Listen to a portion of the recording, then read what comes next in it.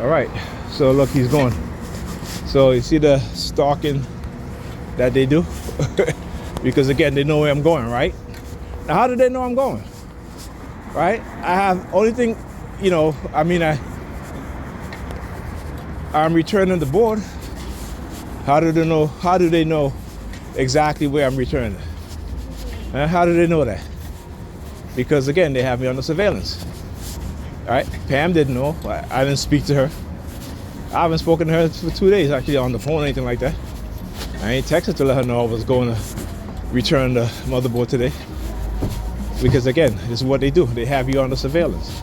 And early on, if you're a new TI, they will traumatize you just by having you under surveillance, knowing exactly where you're going. Even when you don't say anything, because again, they have you microchip, right? And if they understand your routine, they don't gotta guess. You know what I'm saying? 7, 8, 9, 10 times out of 10, you're going to go to your destination, particularly if you have a routine. So it's about learning your routine. It's about manipulating you. It's about having you under surveillance, right? I gotta walk down one more block to get the bus going the other way, right? And like I said, in the beginning, particularly if you're doing monitoring too, like if you're singing a song in your mind, people will walk by you and start singing the same song, right? That shit happened to me. I was singing a song, as I was about to leave work. I'm talking about this is over a decade ago, right? Right. So I'm singing the song in my mind, getting ready to leave work, getting ready to meet a friend to go out to dinner. Look at her over here. Look at her. Look at her. As she does the peace down sign, right? She sees me, right? Yes and all. So I'm singing the song. All right, I go out to dinner with my friend. We get out the restaurant. Right, you had a New York Predator Department blue and white vehicle. All right, New York Predator Department blue and white vehicle made a U-turn, stopped right in front of us. Right, the Predator cop on the passenger side rolled down his window and started singing the exact same song I was humming. And I was humming, so he wasn't really singing, but it was something like I was singing.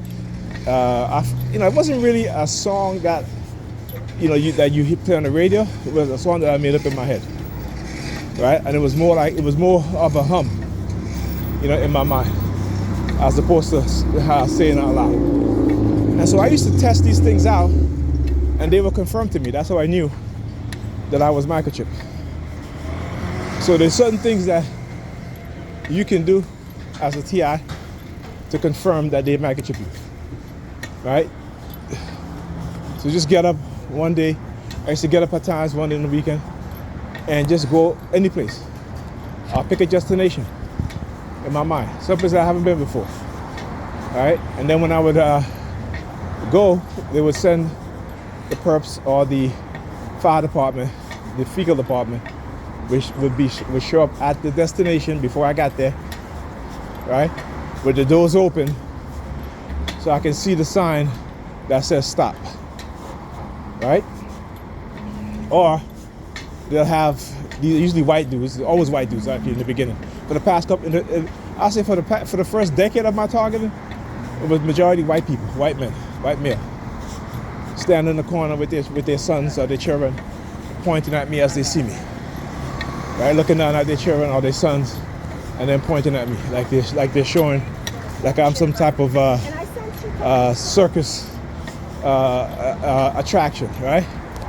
Because that's how they made you feel. They dehumanize you. They set you up. Why? Because you are a threat. They want to show their young sons, their next generation, how they can control us, how they can manipulate us without even knowing it, how they can get us to attack each other, right? This is what they do. So early on, I knew full well that my target has a lot of racist element to it, because particularly, like I said, when there used to be, white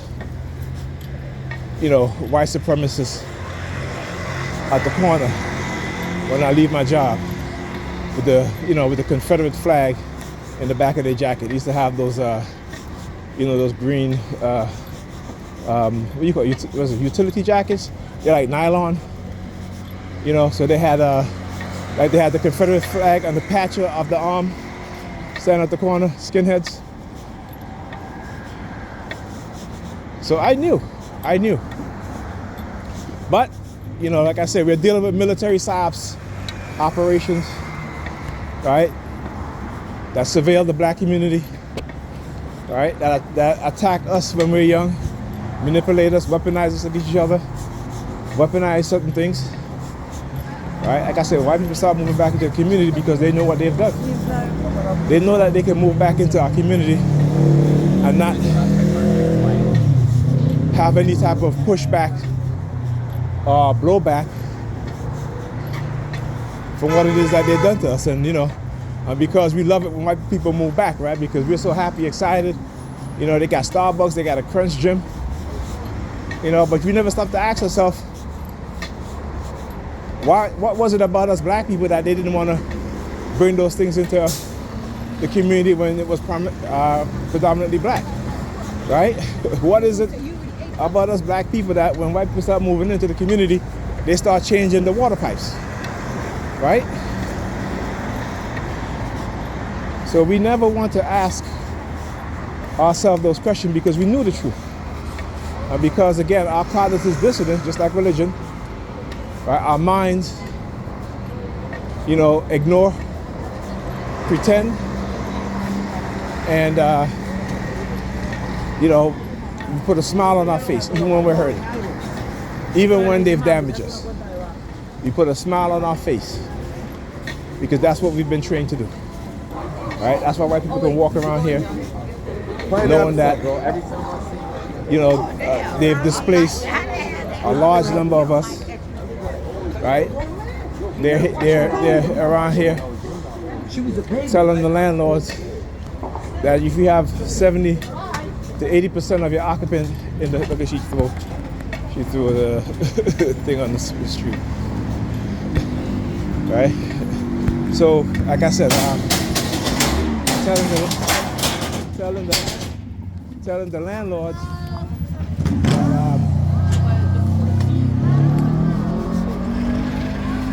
that they're not going to move into the building until the number of black people is significantly reduced.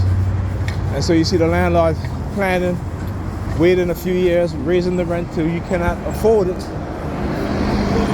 Then they renovate and you see who moves in, right? And the very few black people who can remain there have to work 2 jobs now or extra hours all the time in order to afford to live there, right? So like I said, white supremacy and the white supremacists and white people, they're very manipulative, very deceptive, and they attack young black leaders when they're young. Okay, and there's nothing we can do as black people to usurp that, to prevent that. Okay, I mean, yeah, we can become reactionary to it, we can know, but the damage has already been done, right? The damage has already been done. It's like you see Trump and Elon Musk, the military, how now they don't want black people in the army, right? Because they don't want us to have military training. That's why I keep saying, black people, we have to have a militaristic mindset. We have to teach our young people to be militant. And when I say to be militant, I'm not talking about just going out there and attacking white people. I mean that we have to have a militant mindset so that when they come at us, we'll be able to defend ourselves. But we can't do that if we're overweight. We can't do that if we are obese. And this is the reason why they keep us overweight and obese. This is why they poison our foods So that when they do to us what they want to do to us, we won't be able to fight back. We'll have no energy, right? Our minds so dumbed down that we can't think strategically, right? We want to talk about we can't hate nobody while our children are being poisoned, miseducated because they hate us. You know, like I said, we have a domesticated mindset. We have a domesticated mindset. White people walk around here with no fear that black people do anything to them, right? But when we walk around here fearing what they can do to us and what they will do to us. Okay, whether it be the police, the predator police, right? Whether it be these crazy white men who just go around attacking black people because of their racism, right? Or we are afraid of each other. So you must understand exactly what's going on. And they will use economic warfare against us, and they have been always using economic warfare against us. Right? This is why we're silent when it comes to the genocide of the Palestinian people. Well, I refuse to be silent. I don't care if they want to take away my disability. I refuse to remain quiet about what they've done to me. I'll continue to do to me because they're doing it to others. And eventually, as a black person, as black people, the vast majority of us, they're going to do it to me. Right? So what they're also doing is finding the Nigerians within the black population that they can recruit, making them think that they're special, that they're chosen. This is why you see these sort of talking points within the churches, about being chosen. This is why you see these Jews getting on YouTube talking about black people are the chosen people. Chosen for what? When they're telling you that they're the chosen people, but then they turn around and say that you're the chosen people? Chosen for what? See, they know what they're chosen for. Right? They chose, as they said, it's to create a new world, and black people are not invited. That's what they said. This is from their own mouth. But they can always use religion to make you feel happy, make you feel special. Right? Oh, the Jews say we're chosen people. Or we're magical. Right? The only magical thing that black women think that they're magical is that they got magical coochies. That's it. That's it. You don't see the brilliant black females who are inventors, creators, right? Who are in science talking about black girl magic. No, that's women who are more consumer based, who are in love with consumerism, who always talk about bossing up. Right? Because they understand the mindset that they've created within you, black women, and how they can manipulate you, and how they can say sweet things to you, and how you will fall for it, and how you will destroy your family, how you will destroy your children. Right? Meanwhile, you see they're locking down their families. Right? When you see white people reversing the trend of homosexuality within their population. Right? While promoting homosexuality and bisexuality within yours. And the black woman is used as a tool to promote it. It's like the black female rapper, I don't even know what the hell her name is, talking about, a straight man is a red flag for her. Right? I mean, we got to think about these shits. We got to understand what's going on. But we could care less about the future of our children. Right? Right? Because, we are highly individuals. Right? We don't need women. Women don't need us. Okay?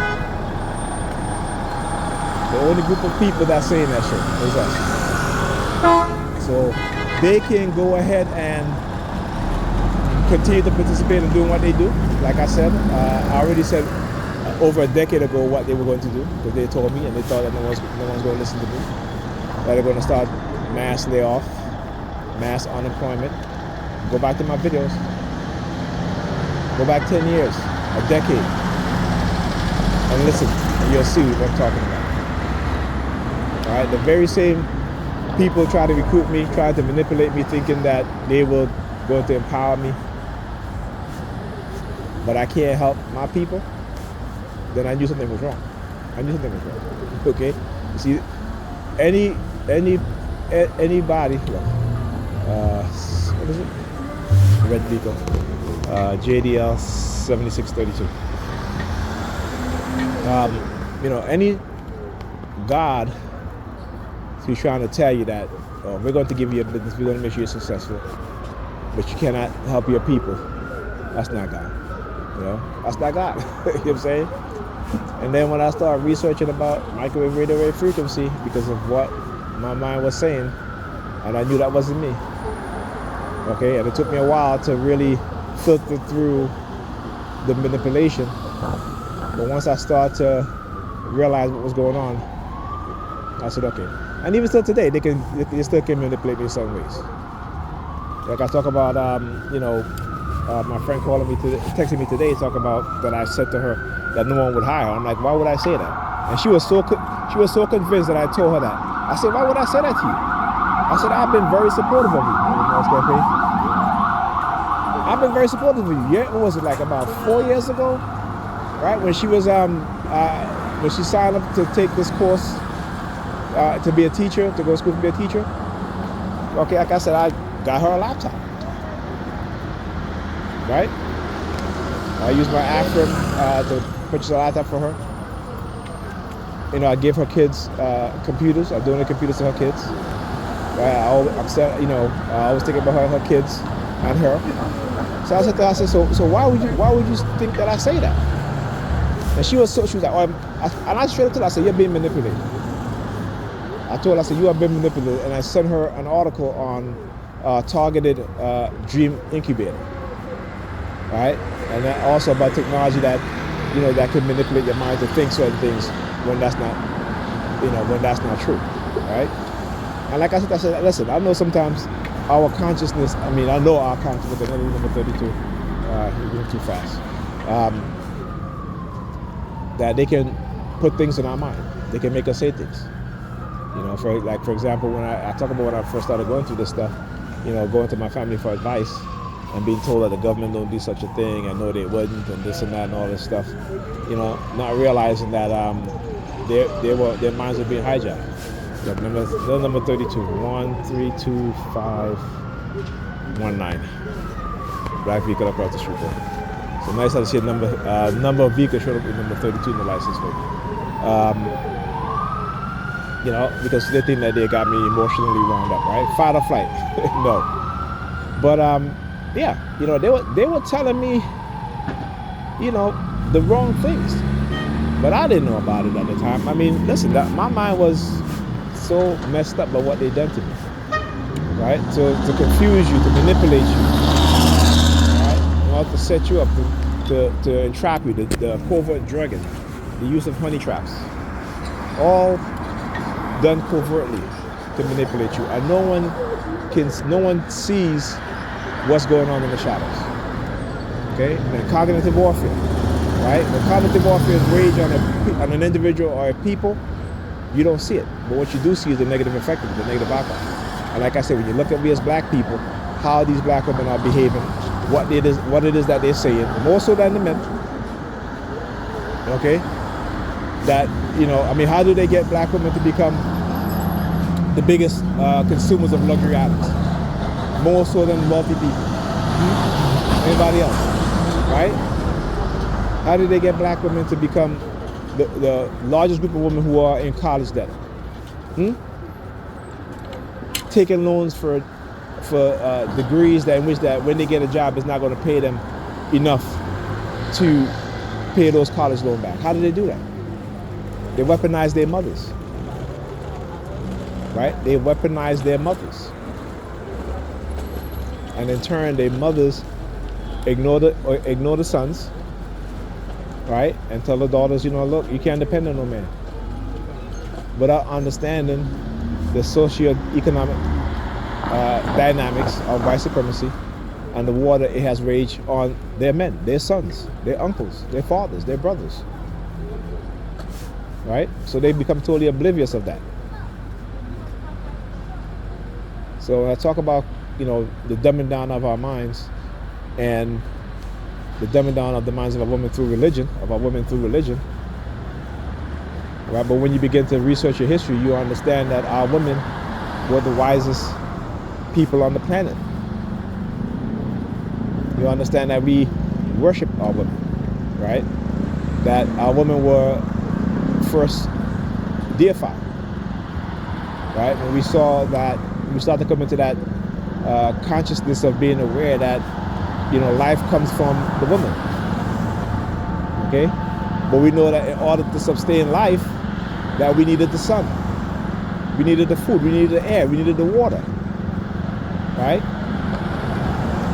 And we didn't deify those things, right? We didn't deify them. We gave them a physical representation. And we created a mythology, right, to go along with that. To show how the earth was created. But again, I want you to understand how the Europeans took that as a threat to how they were. The woman couldn't be the one who gave men knowledge. The woman couldn't be the one who choose whether who is king or queen, right? It couldn't be the woman, because in their world, women were beneath them. They used to eat their women, okay? When they were low on food or ran out of food, it is the woman who they used, the one who passed their childbearing age. They would use them as food. All right? So there's a lot we don't know about these people who are our distant cousins, okay? And they have gotten cut off from their ancestors because of the Ice Age. It's the same as the war that happened all throughout Kemet, and finally with the Romans, with the Greeks and the Romans, and the Kemetic people fleeing Egypt, right? Traveling further south, right? Resettling and I say resettling, right? Resettling in Sudan, Kush, right? To the bottom. What becomes Kenya, what becomes Uganda, what becomes South Africa, Rhodesia, all these places, right? This is why you see the continued cultural practices of ancient Kemetic culture within those African nations. Okay, that's it. I need a local.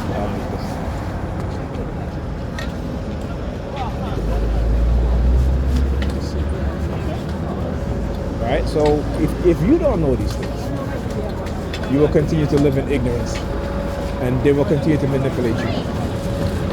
All right, and you're going to fall for it. They're going to continue to destroy your leaders, and you're going to help them destroy your leaders. Right? Because black people no longer support each other in every aspect. All right? Anyhow, talk to you guys in the next video.